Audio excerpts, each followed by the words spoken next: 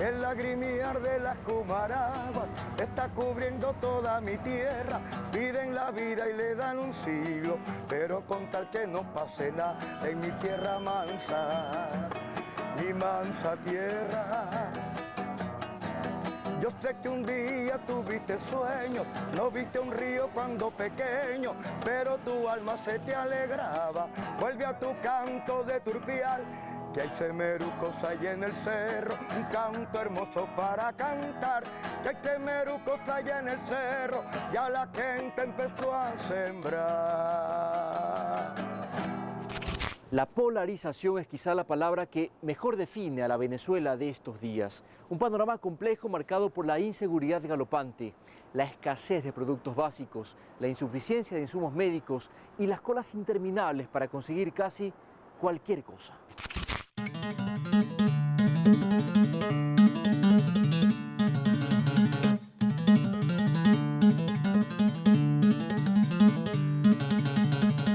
Bueno, ya estamos casi por entrar, ¿no? ¿Cuánto tiempo ha esperado, señora? A las 4 de la mañana que estamos. 4 de la mañana. ¿Cuántas veces a la semana tiene que someterse a estas colas interminables? Dos veces a la semana que no toca los martes. Ya. ¿Y consigue todos los productos? No, ¿Por qué ha venido usted? ¿Qué necesita? de todo. De todo, la Santa Bati que no tenemos nada. ¿Dónde estamos? Uno no consigue nada, hace la cola y no llega, y a veces uno hace la cola y cuando llega se acaba todo. Wow. La semana pasada yo hice la cola para comprar lo que me pareció con un rollo de papel de cuarto y los 4 dentales, un tortilla. Con los cárnicos, ¿cómo está la venta? ¿Se consigue pollo, carne? Caro, Caro. caro. ¿Por qué los productos están tan caros? Hay mucha gente que habla de los bachaqueros. Explíqueme usted quiénes son los bachaqueros. Para decirte quiénes son, no sé. ¿Ah? No sé ¿Llegó un cómo camión? decirte, sí. No sé cómo decirte, papá, porque estamos pasando una situación muy crítica, de verdad. De verdad, de verdad. ¿Por qué la situación está así? ¿Por qué se llegó a este punto? ¿A quién responsabiliza? A ambas partes. Yo soy apolítico, no me interesa la política para nada. Pero para mí los gobernantes son prácticamente, se vuelven nuestros verdugos.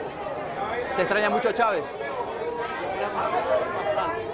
No estuviera pasando el país por lo que está pasando. Él por lo menos hubiera controlado la situación, buscar la solución. Una realidad que, sin embargo, es sometida a varias lecturas. Las causas de la crisis política y económica en Venezuela son analizadas desde diferentes perspectivas. Mira, esto es definitivo, esto es una guerra económica que hay, Ya. esto es definitivo.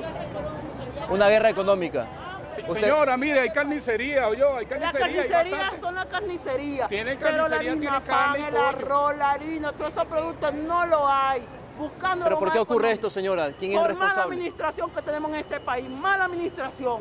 Porque si aquí hubiese visto una buena administración, no estamos pasando por lo que estamos pasando. ¿No? ¿Usted no coincide con eso? Yo no creo que el gobierno quiera que haya una explosión, porque todo lo que conlleva es una explosión fácilmente. Venezuela, dos visiones. Es la propuesta de hoy de Mundo al Revés. Desde Caracas los saluda Abraham Verduga. Bienvenidos.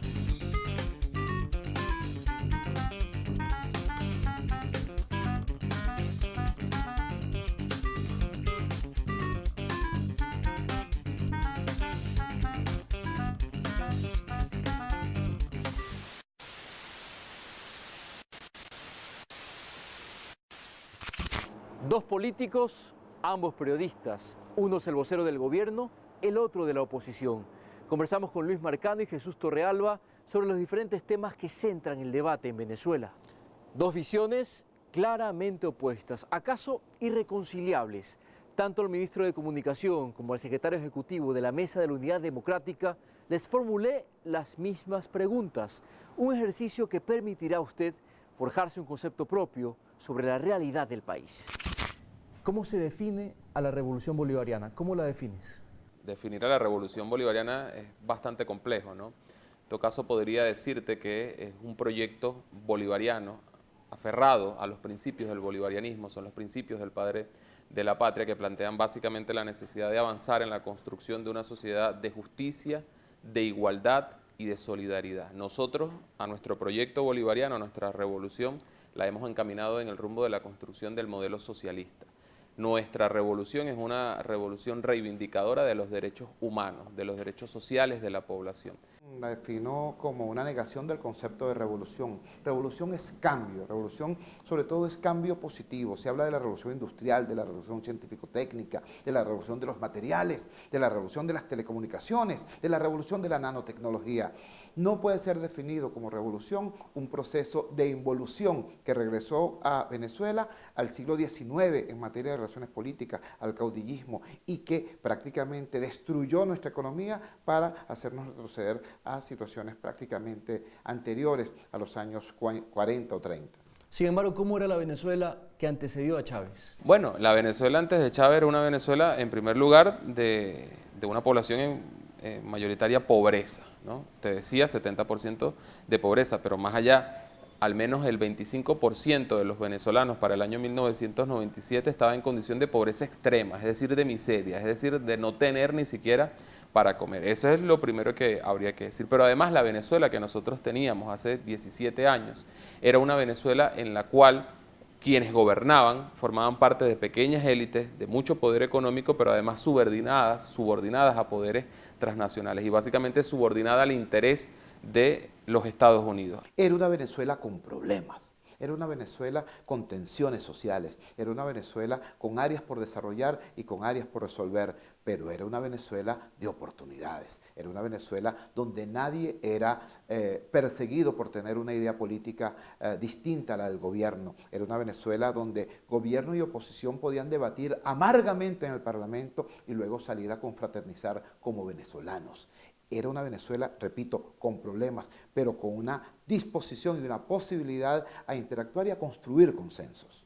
¿Qué es la guerra económica y quién o quiénes están detrás de ella? La guerra económica ha sido un mecanismo utilizado por los sectores de élites económicas nacionales y transnacionales para afectar la estabilidad del país desde el año 1999. Desde el primer momento en el que el comandante Hugo Chávez, 2 de febrero de 1999, toma el poder, asume la presidencia de la República, ha habido un ataque sistemático de poderes económicos en contra de la revolución bolivariana. La razón, la causa de eso, el proyecto bolivariano y su objetivo de generar mayor equidad, de generar mayor justicia. Era tal la desproporción en cuanto a la distribución de los recursos en Venezuela, que el proyecto bolivariano apenas empieza a tocar intereses perversos, ilegítimos de grupos económicos dentro y fuera del país, la reacción no fue otra que la violencia. Se actuó con violencia en contra de un proyecto reivindicador. Se condujo a un golpe de Estado, 11 de abril del año 2002, la paralización del sistema empresarial e industrial en Venezuela entre el 2002 y el 2003. Actos de carácter terrorista como las guarimbas del año 2003, que fueron revividas hace muy pocos años, en el año 2014, el primer semestre del 2014. Es decir, los grupos de poder económico, ante la imposibilidad de, por vías electorales, democráticas, pacíficas, desplazar a la revolución bolivariana, han apelado a la violencia. Es una cosa realmente particular. La guerra económica es un invento del gobierno, pero un invento muy sui generis, porque este es el primer gobierno que inventa una guerra y la pierde. La guerra económica es una excusa del gobierno para intentar justificar lo injustificable. A Venezuela le entraron en apenas 12 años 1 millón de millones de dólares. Repito, 1 millón de millones de dólares solo por concepto de renta petrolera, sin hablar de los empréstitos chinos, sin hablar de otras fuentes de ingreso. En este país al cual entraron 1 millón de millones de dólares, hoy no tenemos ni alimentos en los aparadores, ni medicinas en las farmacias o en los hospitales. Entonces había que construir una excusa para tamaña monstruosidad. Esa excusa es la consigna oficial de la supuesta guerra económica. ¿Es Venezuela una amenaza inusual y extraordinaria? ¿Qué opina de ese decreto que por segundo año consecutivo fue expedido por el presidente de Estados Unidos, Barack Obama? Sí somos una amenaza inusual y extraordinaria para los Estados Unidos, para la élite de Estados Unidos que pretende gobernar al mundo y que lo ha gobernado durante muchísimo tiempo. Sí somos también una amenaza inusual y extraordinaria para los grupos de poder económico transnacionales y evidentemente los que tienen presencia en el país, que son esos que han sometido a nuestra nación a una guerra económica. Somos una amenaza en tanto y cuanto nuestro proyecto reivindicador de derechos sociales, de derechos humanos, que busca esquemas de equidad, evidentemente afecta intereses económicos que, como te decía, son ilegítimos, son perversos. Para ellos somos una amenaza, pero significamos, sin duda alguna, la revolución bolivariana, una gran esperanza para el mundo. Somos una esperanza para las mayorías, para las masas en el mundo, para los sectores populares en el mundo que aún están excluidos. El capitalismo, en lo que ha derivado, es que al menos 1.000 millones de seres humanos en el planeta estén pasando por condiciones de pobreza, por condiciones de hambre. El capitalismo no ha logrado reducir eso ni un tanto durante décadas. La revolución bolivariana en 17 años pasó el indicador de pobreza de 70% a un 20%. Es decir, nuestro proyecto funciona y en la medida que nuestro proyecto funcione, se convierte en esperanza para otros pueblos del mundo. Por tanto, esa esperanza es la que amenaza a las élites económicas. Yo creo que el régimen venezolano es una amenaza, en primer lugar, para los venezolanos. En Venezuela hoy tenemos una circunstancia sui generis. Durante décadas, los naturales de Ecuador, de Perú, de Bolivia, de Colombia, del Caribe cercano, o un poco más allá del sur, uruguayos, argentinos, chilenos, o más allá del Atlántico, españoles, portugueses, italianos, venían a Venezuela porque era un espacio espectacular para construir familia, para construir futuro. Hoy es exactamente al revés. Entonces, yo creo que aquí el tema es cómo nosotros salimos de la propaganda política y de la publicidad oficial a construir eso. Venezuela hoy es, al lado de Haití, la única nación o las únicas dos naciones que no están construyendo prosperidad y calidad de vida en toda la región. Ese es nuestro reto, ponernos a construir soluciones para que en efecto podamos volver a ser lo que alguna vez fuimos, la vanguardia de la modernidad en América Latina. ¿Vive Venezuela una amenaza de golpe de Estado? De serlo así, ¿qué características tiene este golpe? Venezuela está sometida a asedios, repito, ese asedio tiene distintos frentes. Está el tema económico, hay una guerra económica que, como te decía, comenzó desde el primer momento en el que el comandante Hugo Chávez toma la presidencia en febrero de 1999. Y ese asedio y esa búsqueda de golpe de Estado ha sido permanente, solo que la postura firme de nuestro pueblo, mayoritariamente pacífico, mayoritariamente sensato, mayoritariamente patriota, ha impedido que avancen esos planes, que se han ejecutado en momentos. Ya te mencionaba el 11 de abril del año 2002, te mencionaba el paro petrolero de 2002-2003, te mencioné el primer semestre del año 2014, que fue una ola de actos terroristas que tenían el único objetivo de derrocar al gobierno. Y hoy las circunstancias del país nuevamente nos presentan en un escenario en el cual hay grupos de poder político y económico nacionales y transnacionales. Ahí está la postura del mismísimo presidente de los Estados Unidos, Barack Obama, posturas como la del expresidente de España, José María Aznar, la postura de este criminal expresidente colombiano, Álvaro Uribe, ya pidiendo directamente una intervención militar en Venezuela, nos plantea un escenario abiertamente de intento de golpe de Estado en contra del país. Pero ellos no tienen las condiciones para hacerlo. Primero porque no tienen a su favor el acompañamiento popular. Mire, Venezuela vive una circunstancia compleja y difícil. Por un lado, hay un pueblo que quiere cambio. Fíjese usted que no le estoy hablando del pueblo opositor. El pueblo que quiere cambio es toda la oposición y una cantidad sustancial del pueblo que alguna vez fue oficialista. Nosotros sacamos el 6 de diciembre el 56% de los votos. Eso quiere decir toda la oposición y una parte del oficialismo. Pero las encuestas de febrero, marzo, abril revelan que entre el 70 y el 85% de la población quieren a Maduro fuera del poder. Eso es toda la oposición y casi todo el pueblo oficialista. Entonces, hay un pueblo que quiere cambio y que para cambiar quieren firmar y votar. Hay una cúpula muy corrupta y muy ineficiente que quiere aferrarse al poder a cualquier precio. Si hay algún peligro de golpe de Estado, allí está la fuente de ese peligro. Sin embargo, corporaciones como Latino Barómetro, Chugo, afirman que Venezuela es el país del continente con más nivel de democracia, ¿no? Y establecen como un ejemplo el hecho de que en 15 años haya habido 20 elecciones. ¿Por qué se dice que Venezuela es una dictadura?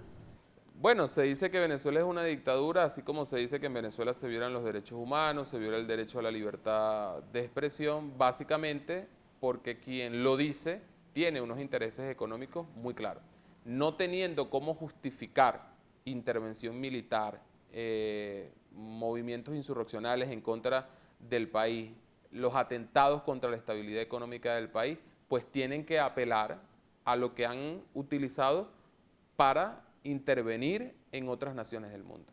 ¿De qué se decía del gobierno en Irak hasta hace 15 años? ¿Qué se decía del gobierno de Libia hasta hace 4 años? ¿Qué se dice del gobierno de Siria durante los últimos 4 años? Exactamente lo mismo, es un guión: dictadura, violación de derechos humanos, violación de libertad de expresión, necesidad de intervenir. ¿Esas intervenciones en qué han terminado? Fíjese, si la existencia o no de democracia se midiera por la cantidad de elecciones que se producen, obviamente Cuba sería la meca de la democracia en el mundo. La democracia va mucho más allá del acto electoral. La democracia además es una forma de vida, la democracia es convivencia, la democracia es separación de poderes. La democracia es fundamentalmente un régimen en el cual los dirigentes del Estado, quienes tienen en sus manos las palancas del poder, son servidores públicos, son empleados del pueblo y no caudillos o comandantes. Eso es la democracia y eso es lo que está siendo vulnerado en mi país desde hace 17 años. Hablemos, Luis, del revocatorio del mandato, ¿no? Una figura perfectamente constitucional, un proceso que la oposición pretende impulsar para interrumpir el mandato del presidente Maduro. ¿Es procedente este petitorio tal como está planteado en este momento? Es procedente siempre y cuando se cumplan las normas, y hay las normas. Está la Constitución, están las leyes y están los reglamentos. Fíjate, ¿para qué es utilizado ahorita en este momento el escenario o la propuesta de un referéndum revocatorio? Para justificar acciones de carácter violento.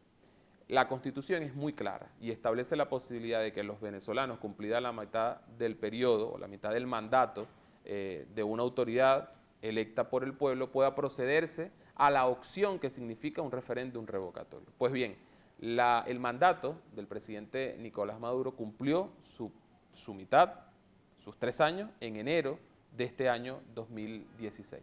Y en ese momento, los sectores de oposición tenían perfecto espacio para poder proponer, cumpliendo las normas, cumpliendo los requisitos, un referéndum revocatorio. Bueno, ellos decidieron esperar varios meses, decidieron esperar al mes de mayo.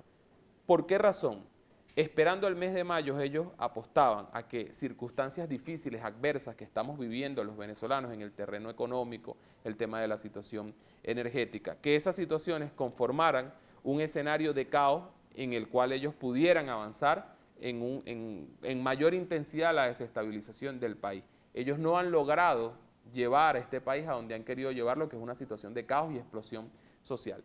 En medio de su desespero colocan la agenda del referéndum revocatorio, pero lo hacen en un momento en el cual ellos están perfectamente claros que los plazos, que los tiempos para poder cumplir con ese referéndum revocatorio en caso de que tuvieran los requisitos a su alcance, no daría para que eso se hiciera este año 2016. Y ellos saben perfectamente que eso podría hacerse, si acaso, a principios, en el primer trimestre del próximo año. ¿Usted está de acuerdo con el proceso revocatorio que impulsa la oposición?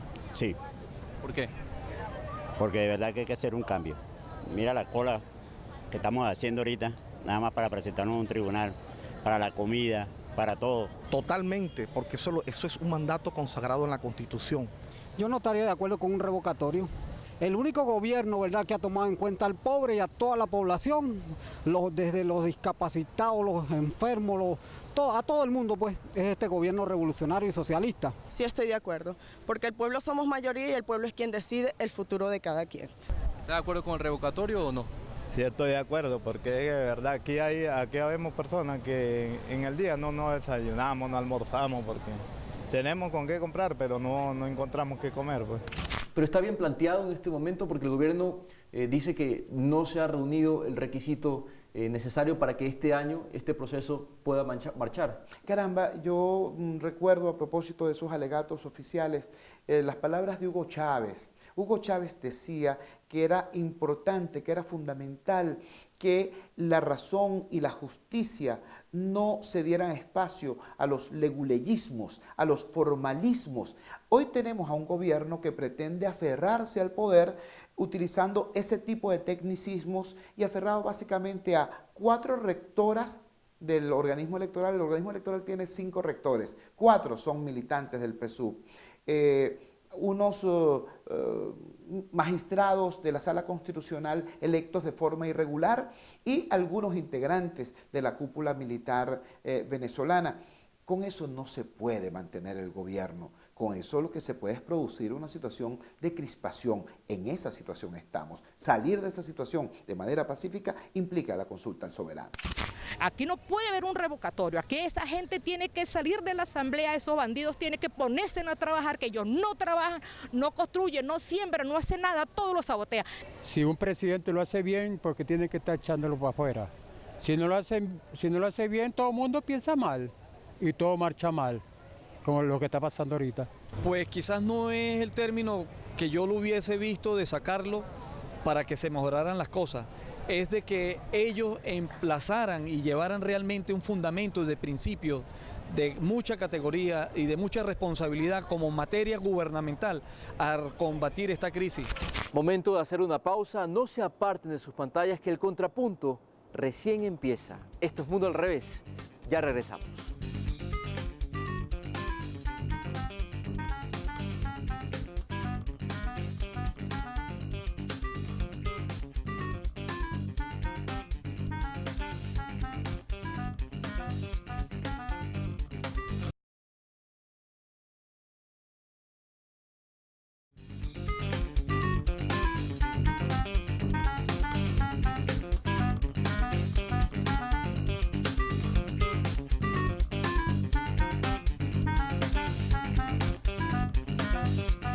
¿Usted cuál cree que son las causas de la inflación en Venezuela? Las causas de la inflación, bueno, eso es muy complejo. La inflación es porque aquí los capitalistas hacen lo que les da la gana y el gobierno parece que está dormido. Yo pienso que la inflación es debido al mal proceso que está gobernando hoy en día, ¿verdad? Ya que se supone que todos hablamos el gobierno habla de una guerra económica, pero yo pienso de que la guerra económica le implementan ellos mismos. El gobierno dice que son los empresarios los que están boicoteando el país. No. Tienen que ser ellos mismos, porque si no dan divisas, ¿cómo las empresas surgen? La inflación en Venezuela, porque si el gobierno te aumenta el salario como obrero, entonces la oposición inmediatamente hay un grupo de bachaqueros que tiene que dejar a los que le pone el producto, entonces un kilo de harina te lo ponen carísimo. ¿Cuáles son las causas de la inflación en Venezuela? Son muchas. Nosotros, te decía, tenemos una economía rentista, ¿no? Dependientes del ingreso petrolero, como hemos sido durante décadas, en medio de la caída dramática del ingreso petrolero, evidentemente eso nos afecta. Es simple. Gran parte de lo que consumimos tenemos que importarlo. Para importarlo necesitamos divisas, si las divisas son menos, pues evidentemente tenemos menores capacidades para importar. Esa es una situación ahí dramática. Yo te pongo el dato que el presidente lo ha mencionado y es el que mejor ilustra. Hasta hace 3, 4 años, este era un país que recibía promedio en un mes entre 3.000 y 3.500 millones de dólares. Bueno, este año 2016 el ingreso en dólares producto de la renta petrolera en el mes de enero fue de 77 millones de dólares, en el mes de febrero 70 millones de dólares, en el mes de marzo 100 millones de dólares. Es decir, la caída ha sido dramática, de 3.000, 3.500 a 70, 100. Esa ha sido una de las situaciones que evidentemente ha tenido un impacto en indicadores inflacionarios en nuestro país. Pero por otra parte hay también una actuación sistemática de grupos de poder económico en contra de la estabilidad del país que han inducido buena parte de la inflación que hoy sufrimos los venezolanos. ¿A través de qué? No solamente del habitual mecanismo de especulación, que es común, es normal, lamentablemente, en sectores empresariales del país, sino también de mecanismos de acaparamiento, de contrabando de extracción. Basta ver todo el esfuerzo que se ha hecho para evitar, pero sin duda que aún nos golpea muy fuerte el contrabando de extracción hacia naciones vecinas. Es decir, hay una cantidad de componentes estructurales que han derivado en una situación inflacionaria muy difícil y es justamente ese uno de los elementos, una de las variables en las cuales se está haciendo el mayor esfuerzo posible para estabilizar. El gobierno habla de la caída de los precios del petróleo y es cierto, eso incide, pero si usted ve lo que está pasando en Noruega o en Qatar o en Dubái o en Arabia Saudita, este es el único país petrolero donde están pasando estas cosas. además de la corrupción, la otra explicación es que nosotros tenemos un modelo económico que no genera riqueza, sino que multiplica y distribuye miseria. Aquí el gobierno desde hace 17 años se le metió en la cabeza que para dominar a los venezolanos había que aterrorizarlos por un lado y por otro lado hambrearlos, ¿no? Que si lograban destruir el aparato productivo, si lograban destruir las fuentes privadas de empleo, entonces todos tendríamos que ir de rodillas a pedirle al Estado que nos mantuviera. Entonces destruyeron nuestro aparato productivo. Había dinero por los altos precios del petróleo para importar alimentos. Nuestros abastos, nuestros mercados tenían leche uruguaya, carne brasileña, granos nicaragüenses, arroz de Guyana. Pero cuando caen los precios internacionales del petróleo y por supuesto los corruptos no iban a sacrificar su tajada, sacrificaron fue el pueblo, entonces resulta que hay muchos menos bienes. Al haber menos bienes, ¿no?, se disparan los precios porque la masa monetaria no disminuye. Este gobierno incurrió en la locura de imprimir de manera irresponsable dinero inorgánico para pagar sus compromisos internos. Hay mucho dinero, hay pocos bienes, se dispara la inflación. Por eso, en lo único en lo que el señor Maduro Moros ha logrado tener un récord mundial es en 3 rubros. Primero, inflación, la más alta de la región y una de las más altas del mundo. Segundo, criminalidad.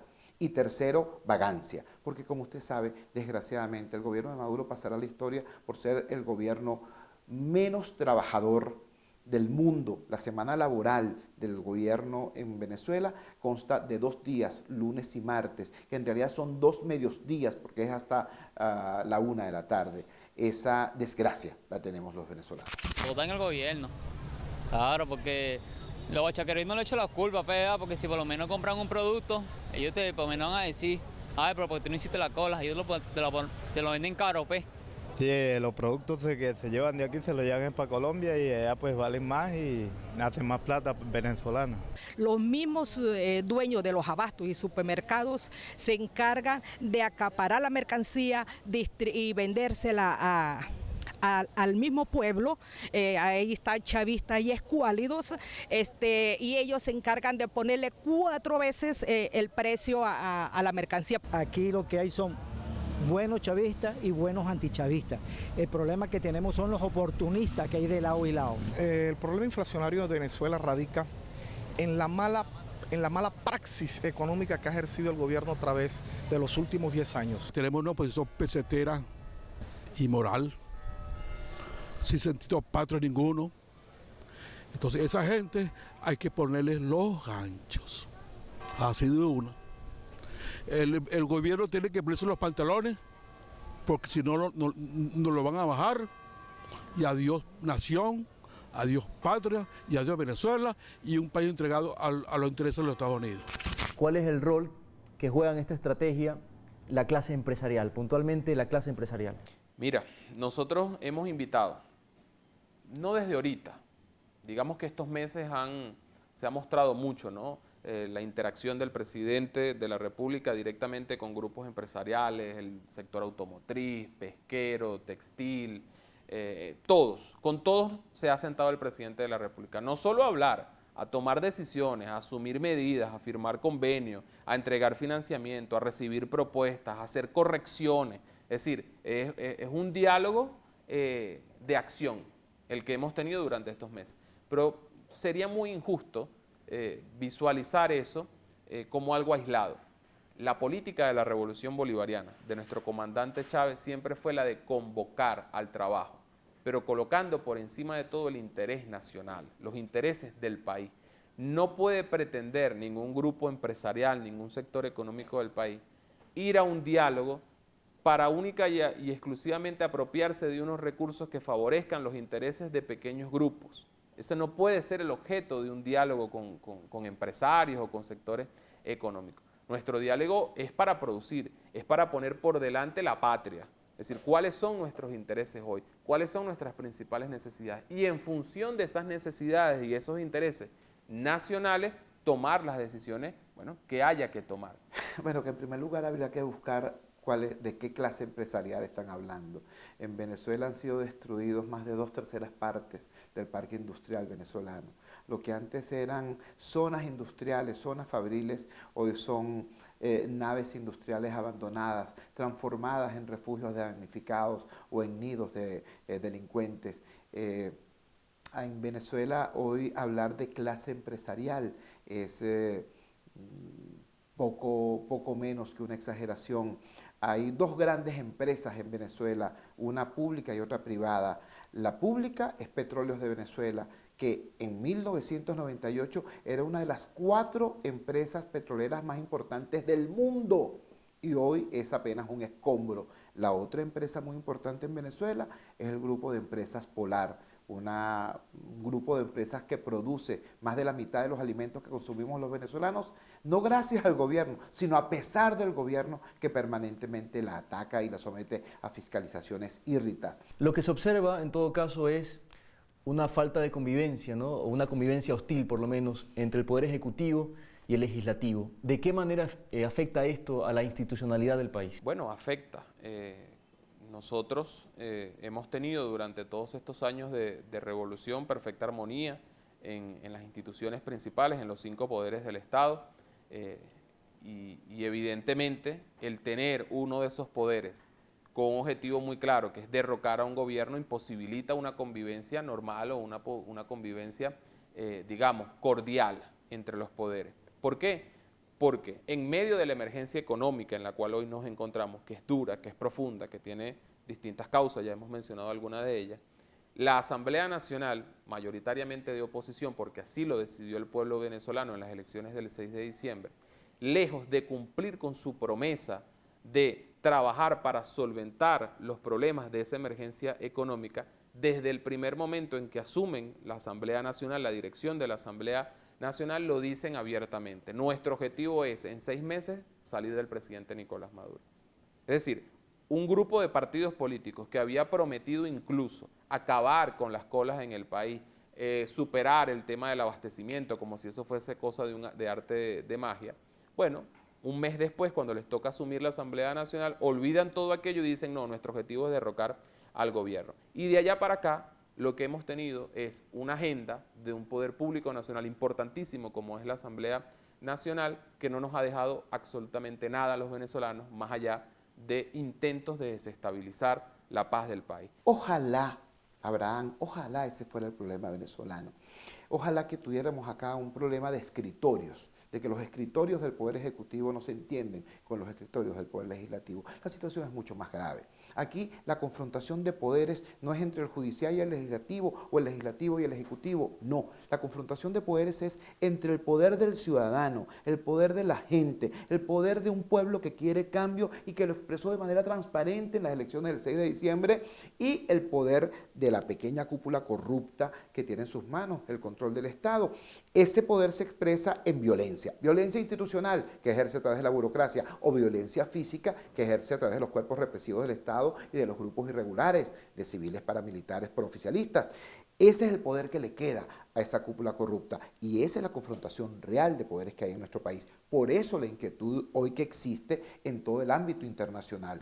Ley de amnistía, de ser puesta en vigencia, ¿qué efectos tendría? Bueno, nosotros lo hemos dicho claramente, es una ley de amnesia criminal que pretende hacer borrón y cuenta nueva con una cantidad de crímenes cometidos en contra del país. Habría que decir, en primer lugar, que en el año 2007, finales del año 2007, diciembre del 2007, el comandante Hugo Chávez amnistió a una buena parte de quienes hoy pretenden volver a ser amnistiados. Es decir, cometieron crímenes, fueron perdonados por voluntad del comandante Hugo Chávez y hoy pretenden nuevamente, luego de haber reincidido en una cantidad de crímenes, volver nuevamente a ser perdonados. Pero además de esos grupos pretenden en un proyecto de ley nefasto incluir el perdón para cualquier cantidad de criminales. Mira, allí está la posibilidad de abrir perdón para personas que colocaron guayas en las cuales o que generaron que motorizados fueran degollados en las calles de la ciudad de Caracas. Allí se incluye perdón para gente que quebró bancos y se robó los ahorros de miles y miles de venezolanos. Habrá que recordar el caso del Banco Federal. Allí se incluye el perdón para personas que levantaron alcantarillas en la vía pública en horas nocturnas y lo cual generó cualquier cantidad de personas fallecidas. Es decir, es absurdo lo que plantean. Por eso yo te decía, todo lo que se ha intentado sacar desde esa Asamblea Nacional busca es generar escenarios de caos. Que la ley de amnistía está pensada no solamente para revertir daños puntuales a ciudadanos específicos, es decir, no se trata de resarcir los daños que la represión o la persecución oficialista operó contra ciudadanos de oposición, no. La ley de amnistía tiene apellido, es la ley de amnistía y reconciliación. La ley de amnistía es fundamental para que los venezolanos podamos vencer los retos del futuro y construir prosperidad. Le pongo dos ejemplos sencillos. Con todos los problemas que hoy enfrenta, España tiene, sin embargo, un estándar de vida relativamente europeo. Eso lo lograron porque restañaron las heridas de la Guerra Civil Española. Si España estuviera dividida aún entre las víctimas y los beneficiarios del franquismo, España no estuviera en la condición en la que hoy está. Le pongo otro ejemplo, Chile. Chile, si estuviera dividido aún entre las víctimas y los victimarios de la dictadura de Pinochet, no fuera hoy el país latinoamericano más cercano a un estándar de vida del primer mundo. Es decir, la unidad de un país es requisito indispensable para que pueda avanzar en la construcción del mejor futuro posible. Por eso es que es tan importante la amnistía como pilar de la reconciliación y la reconciliación como fundamento del avance nacional. La Fuerza Armada Nacional Bolivariana ha sido una herramienta importante de la revolución. ¿Cuál es el rol que cumplen en este contexto particular de tensión política? Defensa de la paz, sin duda. Nuestra Fuerza Armada Nacional Bolivariana es garante de la paz en el país. Está en la primera línea de la defensa de la paz en nuestro país, respetando la Constitución siempre. Nosotros tenemos una Fuerza Armada Nacional bolivariana. Eso es muy importante. De hecho, en términos discursivos, cuando tú los escuchas o los lees, algunos de estos dirigentes hablan de Fuerza Armada Nacional. Para nosotros es muy importante que siempre esté claro el carácter bolivariano de nuestra Fuerza Armada Nacional, porque eso es lo que justamente le da sustancia y esencia a su función y a su rol dentro de la sociedad. Es una Fuerza Armada Nacional bolivariana que acompaña los procesos reivindicativos sociales, que acompaña los procesos de desarrollo social de nuestra población, de generación de igualdad, de justicia, de mayor equidad. Por tanto, durante todos estos años en los cuales los intentos no han sido pocos de desestabilizar al país, nuestra Fuerza Armada Nacional Bolivariana ha estado en primera línea, garantizando el respeto a los derechos humanos. La Fuerza Armada Nacional, me abstengo del otro calificativo porque nuestra Constitución la define de esa manera, Fuerza Armada Nacional, es una institución que constitucionalmente está diseñada como una institución esencialmente profesional. De acuerdo al artículo 324, 328 de nuestra Constitución, no estará al servicio de ningún credo político ni de ninguna personalidad, sino al servicio de la nación. Yo como demócrata, yo como ciudadano venezolano, quiero tener una Fuerza Armada Nacional que sea respetada y querida por todo el país, no solamente por un partido político. La Fuerza Armada Nacional es una institución clave de la República, no es un partido militar. Hacia allí tenemos que tender todos. Eso va a ser para beneficio del país y para beneficio de la institución armada y de la familia militar. ¿Cuál crees, Luis, que sean las causas que motivan a países como España de entrometerse permanentemente en los asuntos internos de Venezuela? Hay distintas razones. Primero que desde élites políticas en España, desde hace ya varios años, el comandante Chávez tuvo varios altercados. Habrá que recordar aquella anécdota, para decirla así, del por qué no te callas del rey de España, ¿no? Bueno, primero tenemos que ver el contexto histórico. Hay grupos allí que pareciera tener en su mentalidad el hecho de que Venezuela fuese una colonia de España como lo fue hasta hace 200 años. Es decir, parecieran no comprender que ya Venezuela no es una colonia española y por tanto actúan desde la prepotencia, ¿no? Desde el creerse superiores. Lamentablemente hay unas conexiones políticas entre grupos en España y Venezuela que se han aliado y que en medio de las circunstancias actuales han colocado mayor intensidad en su agresión contra la revolución bolivariana, pretendiendo restablecer las condiciones de poder que tuvieron hasta hace varios años. Y esa situación, que repito, ha sido sistemática, con altibajos, pero sistemática durante todos estos años, se conecta con una realidad interna de España. En España, como todos saben, ha habido un proceso electoral el 20 de diciembre del año pasado, que arrojó unos resultados, que como parte de su modelo, que lo respetamos, su modelo de democracia, bueno, tuvo unos resultados que posteriormente les impidió a los grupos políticos ponerse de acuerdo para designar un presidente. Muy bien. Hay una fuerza política en España que ha puesto a temblar a las viejas estructuras políticas de ese país. Las ha puesto a temblar, los resultados electorales lo evidencian, las encuestas los evidencian. Y la estrategia absurda, porque a nosotros nos parece absurda, de las élites que se están viendo desplazadas, es etiquetar a esa fuerza política como una fuerza política chavista, manipular la realidad en Venezuela, que no es nuevo, lo han venido haciendo durante años, y han logrado ante el imaginario público en España, ante la opinión pública en España, vender la imagen de una Venezuela en caos, donde la gente está, bueno, muriendo de hambre, donde hay dictadura, es decir, todos esos elementos que más o menos ya hemos conversado, se han instalado en la opinión pública española y han generado un rechazo fuerte, xenofóbico incluso, en contra de Venezuela y de la revolución bolivariana. Y pretenden, en medio de estas circunstancias, utilizar ese posicionamiento en la opinión pública de rechazo a Venezuela para endosarlo a una fuerza política que los ha puesto a temblar. Se ha producido una injerencia molesta e inaceptable por parte de ciudadanos españoles en la política interna venezolana. No estoy hablando de los últimos hechos, no estoy hablando de Rajoy, ni estoy hablando de Rivera, ni estoy hablando de Zapatero, ni estoy hablando de Felipe González. No, estoy hablando de gente que vino a Venezuela a hacer política. Vino a Venezuela a redactar las recetas que el régimen utilizó para destruir nuestra economía y para destruir nuestra convivencia. Esas personas vinieron y además cobraron por hacerlo y no se ocultaron. Tenían acceso a los programas de televisión y a mítines populares. Esas personas, después que hicieron este desastre acá en nuestro país, regresaron a España a decir, nosotros no tenemos nada que ver con eso, nosotros somos Podemos. ¿Y qué opinión te merece el papel que ha desempeñado la OEA en la situación de Venezuela? Mira, en la OEA estamos representados todos los países del continente, solo que por su estructura, por su origen, por cómo fue constituida la Organización de Estados Americanos, ya lo denunció en su momento el comandante Fidel Castro, es un instrumento al servicio de intereses de los Estados Unidos. El Ministerio de las Colonias lo llamó en su momento el comandante Fidel Castro.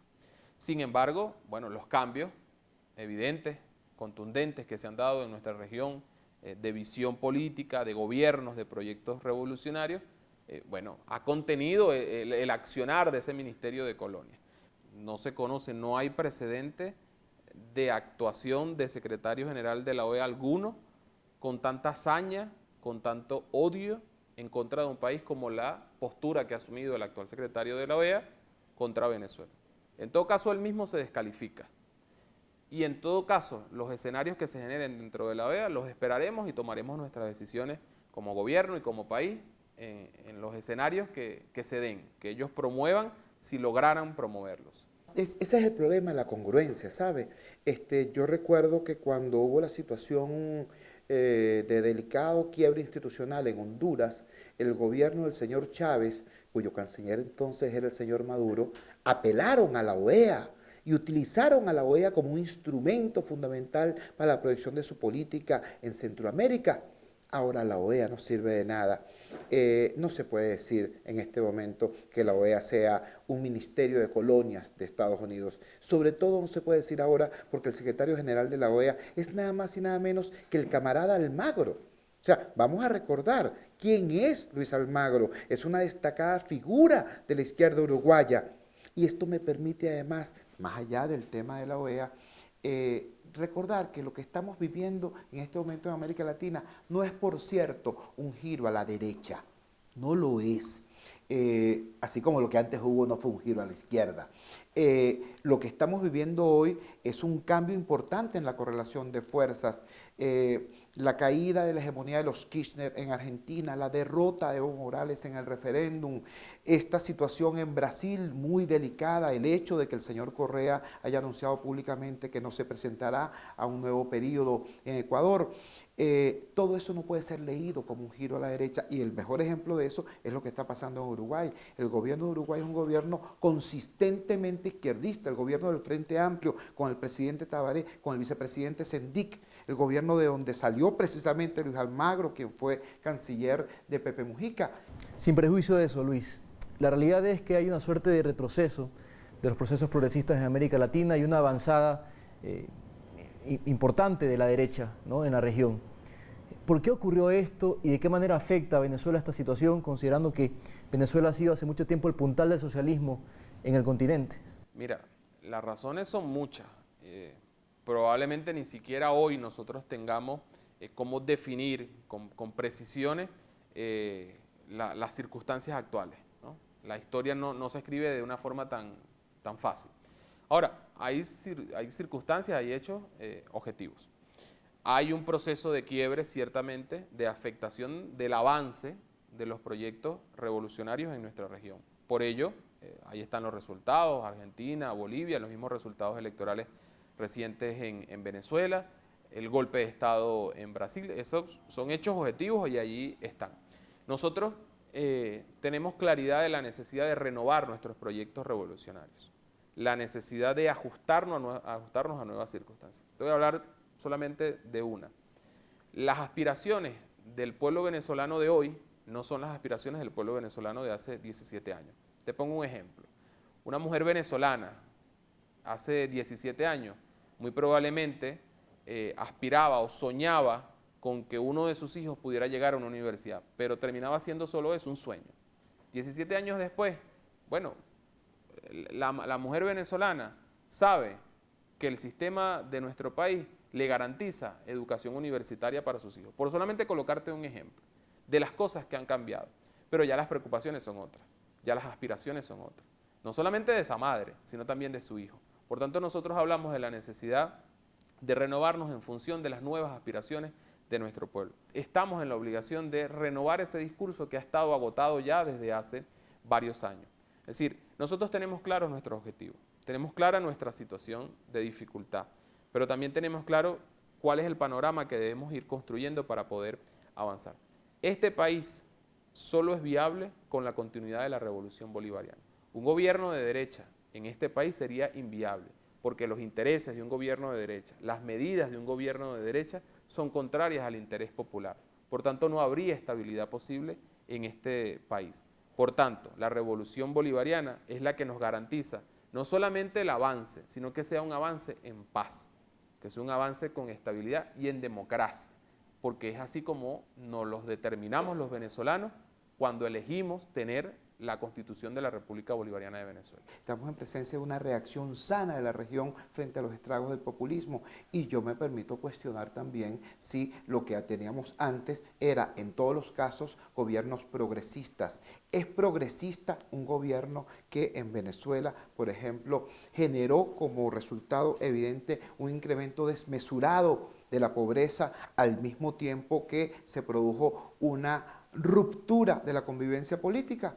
Es progresista un gobierno que aquí destruyó al movimiento sindical y que persigue a activistas ecologistas, ambientalistas y comunitarios, aunque sean militantes chavistas de base. Eso es un gobierno progresista.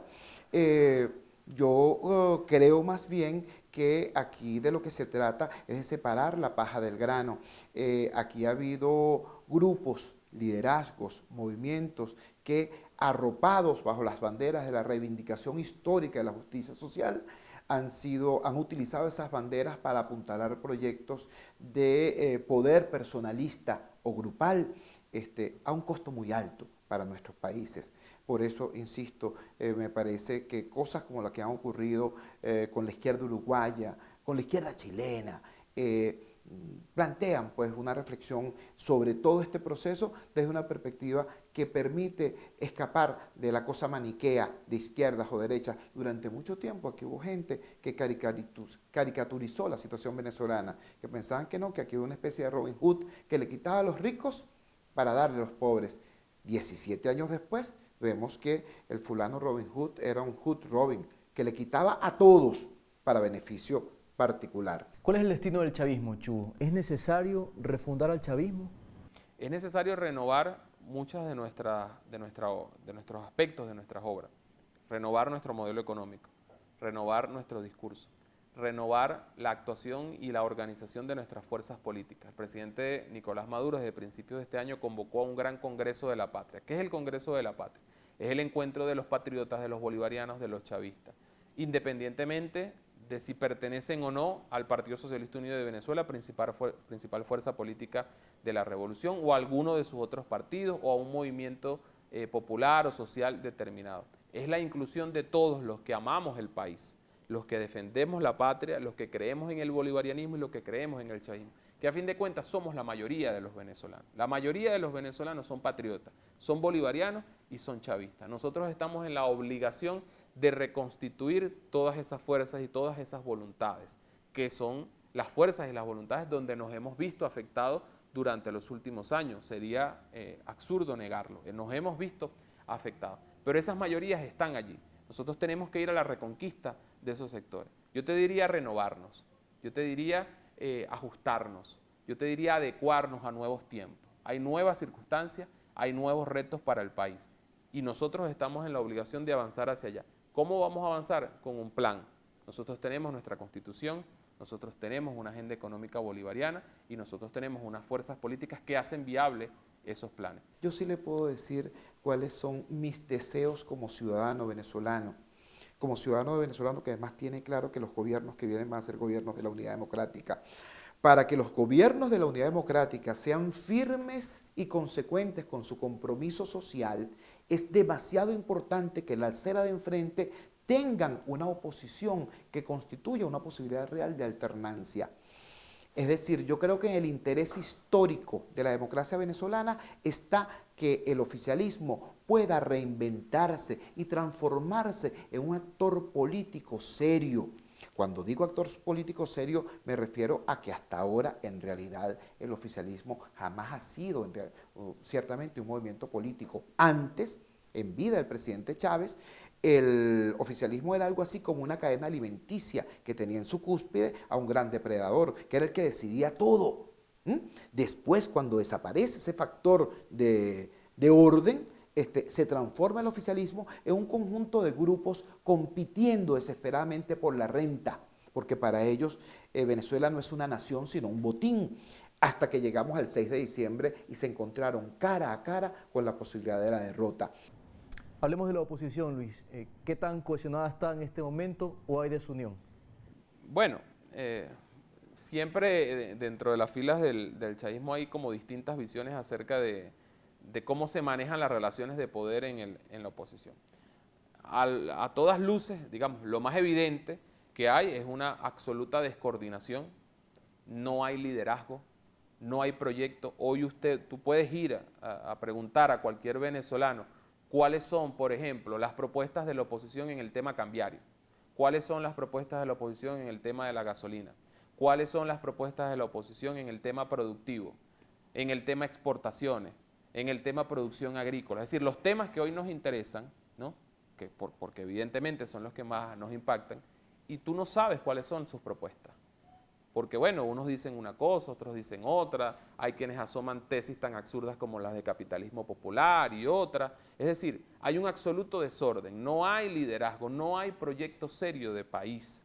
Estamos mucho más cohesionados que en el pasado. Sin embargo, es mi responsabilidad asumir que nuestro patrón de comparación no sea el pasado, sino el futuro. Nosotros tenemos por delante retos muy importantes. Nosotros tenemos que redefinir el proyecto nacional. Nosotros tenemos que construir convivencia, tenemos que construir prosperidad. Nosotros tenemos que cambiar aquella idea rentista, minero-extractiva, de que el proyecto nacional venezolano se fundamentara en lo que pasara con un commodity, con el commodity petrolero, y tenemos que redefinir el proyecto nacional en función de el talento y el esfuerzo de los venezolanos. Eso es lo que nos corresponde. ¿Cómo defines a Venezuela? Venezuela es paz. Belleza. Estados Unidos. Vecino. Es guerra. Chávez. Chávez es amor. Pasado. Obama.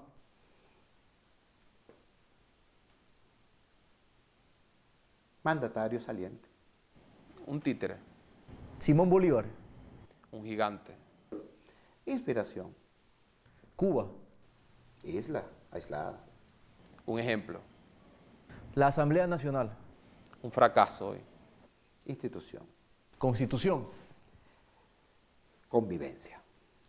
Nuestro gran reto, hacerla cumplir. Leopoldo López. Personaje más. Dirigente.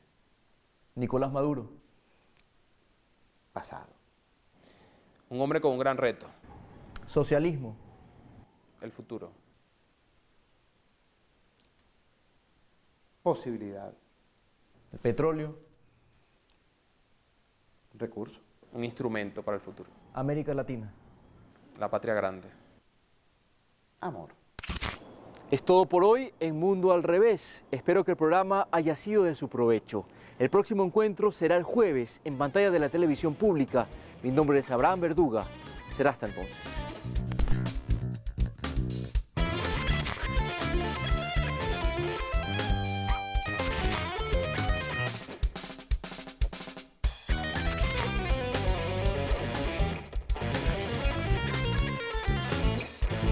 Ya saben, aquí siempre la gente de Ecuador es bien recibida. Muchas gracias. Que Dios me lo bendiga, bueno, ya saben, adelante.